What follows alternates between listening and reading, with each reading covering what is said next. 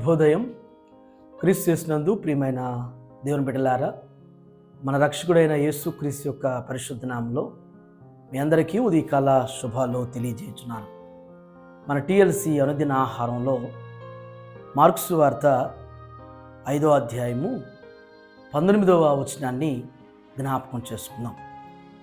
ఆయన వానికి సెలవీయగా, నీవు నీ ఇంటి వారి యొద్దకు వెళ్ళి ప్రభువు నీ యందు కనికరపడి నీకు చేసిన కార్యములన్నిటినీ వారికి తెలియజెప్పమనెను.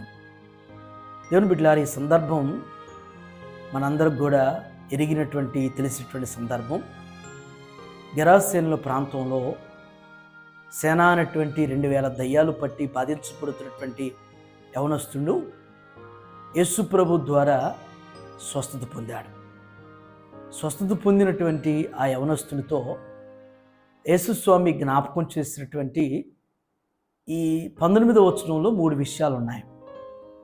మొదటి విషయం ఏంటంటే, నీవు నీ ఇంటి వారి యొద్దకు వెళ్ళి అనే మాట జ్ఞాపకం చేస్తున్నారు.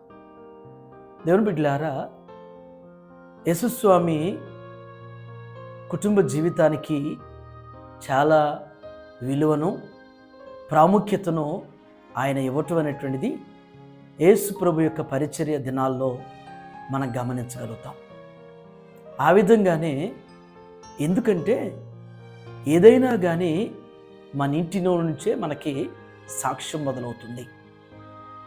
మన ఇంట్లోనే మనకి మన వ్యక్తిత్వం గురించి మన ఇంటి వారికి బాగా ఎరుగుంటారు, తెలుసుంటారు.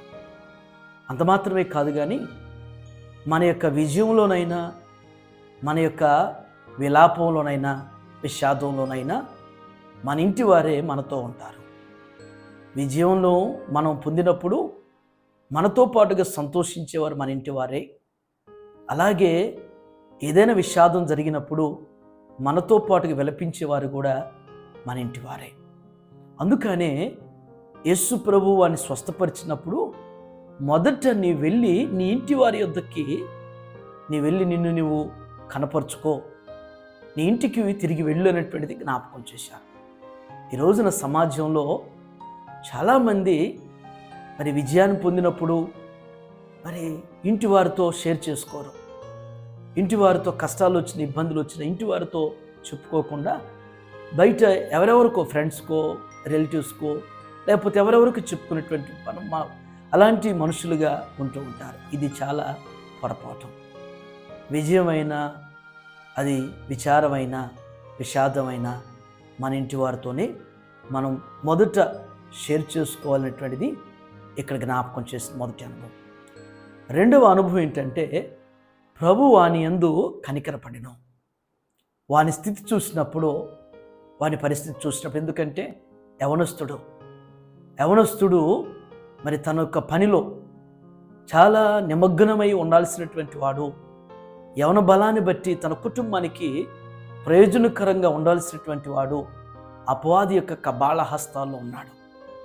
తన బలం, తన జ్ఞానం, తన శక్తి అంతా కూడా మరి తనలో ఉన్నటువంటి సేన అనేటువంటి దయ్యాలు ఆ యవనస్తుని బలహీనపరిచినప్పుడు ఆయన స్థితి చూసి, యవనస్తుడి యొక్క స్థితి చూసి యేసుస్వామి కనికరపడ్డాడు. ఈ రోజున దేవుని బిడ్డలారా, మరి సమాజంలో ఇలాంటి పరిస్థితి కూడా అనుభవించినటువంటి వారు ఉన్నారు.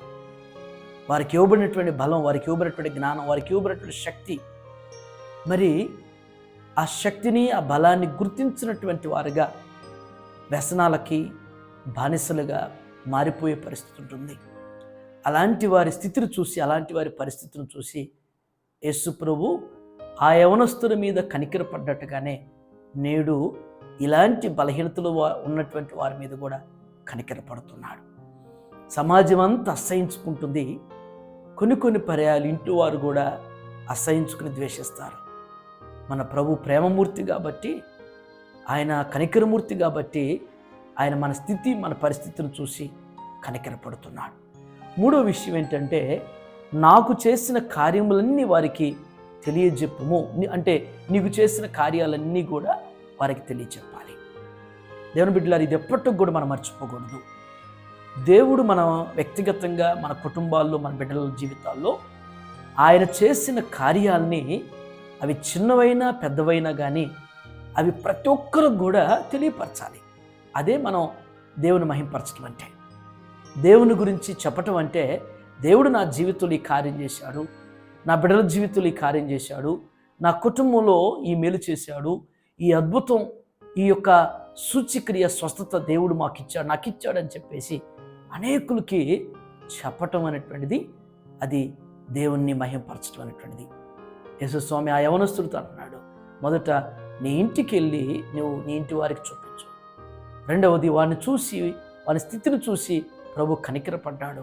మూడవది నీవు చేసిన కార్యములన్నీ కూడా నువ్వు వారికి తెలియపరచాలి. ఈ రోజున దేవుని బిడ్డలారా, ఇప్పటి వరకు మన జీవితంలో దేవుడు చేసిన కార్యాలన్నీ కూడా నువ్వు ఎవరితోనైనా ఏ ఒక్కరికైనా చెప్పేవో చెప్పలేదు.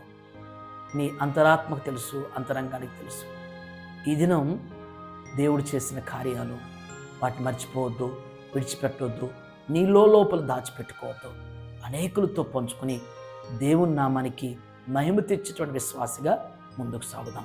అట్టి కృపతో దేవుడు బలపరచునుగాక. ఆమేన్. ప్రార్థన చేసుకుందాం. దయగల మా తండ్రి, కృపగలిగిన మీకు వందనాలు. ఈ ఉదయకాలం ప్రభువా, సేన అనేటువంటి దయాలు చేత బాధించబడుతున్న యవనస్తుడితో నా ప్రభువా, మీరు సెలవిచ్చినటువంటి ఆ మాటలు దేవా మేము జ్ఞాపకం చేసుకుని మా జీవితానికి అన్వయించుకోవటానికి మీరు ఇచ్చిన ఈ యొక్క గొప్ప సమయాన్ని బట్టి మీకు వందనాలు. నిజమే ప్రభువా, మేము మా కుటుంబాలను నా ప్రభు నిర్లక్ష్యపరుస్తూ ఉంటాం. కుటుంబాన్ని గుర్తించినటువంటి వారుగా దేవ, కుటుంబానికి విలువైనటువంటి వారుగా, కుటుంబం యొక్క బాంధవ్యాన్ని గ్రహింపు లేనటువంటి వారుగా జీవించేవారుగా ఈ సమాజంలో ఎందరో ఉన్నారు. అలాంటి వారికి నా తండ్రి అయ్యా, మీరు జ్ఞాపకం చేసిన మాట, మొదట నీ ఇంటి వారికి నిన్ను నువ్వు కనపరుచుకో, నీ విజయమైన, నీ విషాదమైన నీ ఇంటి వారితో పంచుకోమని ఈ యవనస్తుడి ద్వారా మాతో మీరు మాట్లాడినందుకు వందనాలు. నిజమే ప్రభు, మా మీద నిత్యునైనా ఈ సమాజం మమ్మల్ని చూసి, మా స్థితిని చూసి కనికరపడకపోయినా, జాలిపడకపోయినా ప్రభు, మమ్మల్ని చూసి జాలిపడి, మా స్థితిని చూసి కనికరపడి మా కొరకు కన్నీరు కార్చేటువంటి మా దైవమ మీకు వందనాలు. మీ కార్యాలు, మీ మేలులు, మీ ఉపకారాలు ప్రభు లోపల దాచి ఉంచుకోవటం కాకుండా అనేకులకు నాయన మేము చెప్పగలిగినటువంటి అట్టి ధైర్య స్ఫూర్తిని ప్రభు, అట్టి నడిపింపును ఈ దినం అందరూ మీ బిడ్డలైనటువంటి మా అందరికి కూడా మీరు అనుగ్రహిస్తూ సహాయం చేయండి. మరొక పర్యాయనైనా TLC అనుదినాహారం చూస్తున్న ప్రతి బిడ్డను కూడా ప్రత్యేక మీరు బలపరచమని యేసుక్రీస్తు నామములో ఈ ప్రార్థన మీకు సమర్పించున్నాను తండ్రి. Amen. God bless you all.